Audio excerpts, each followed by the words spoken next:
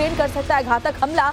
Belgorod के governor ने alert पर जानकारी भी दी है। तो बेलगोरोद दरअसल रूस के अंदर है, लेकिन वो यूक्रेनी सेना से इस सीमा से बहुत ज्यादा करीब है। सिर्फ 41 किलोमीटर के आसपास का जो डिस्टेंस है वो बेलगोरोद का है रूस और यूक्रेन सीमा से। तो ऐसे में बेलगोरोद बहुत ही इजी टारगेट यूक्रेन की तरफ से हो सकता है, लिहाजा वहां पर अलर्ट जारी कर दिया गया है। संभल कर रहने की बात कही गई है, जो एडवाइजरी है वो जारी कर दी गई है। और ऐसे में बड़ी खबर यह है कि हो सकता है यूक्रेन की तरफ से बेलगोरोद पर हमले किए जाएं, लिहाजा पहले से ही एहतियाती कदम उठा लिए गए हैं।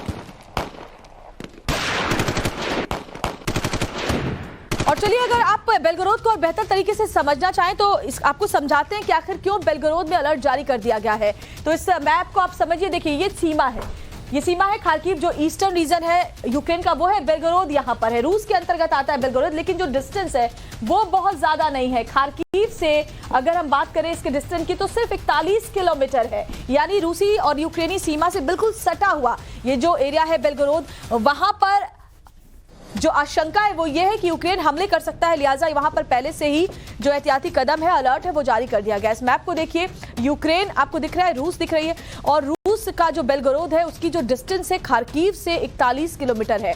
जो ईस्टर्न सीमा है यूक्रेन की उससे ही सटा हुआ बेलगोरोद है। और ऐसे में बेलगोरोद में क्या हमले यूक्रेन की तरफ से किए जा सकते हैं, क्योंकि बहुत ही इजी टारगेट है, बहुत आसानी के साथ खार्किव से वहां पर निशाना लगाया जा सकता है। और इसी को लेकर ये अलर्ट जारी कर दिया गया है अगले 15 दिनों के लिए।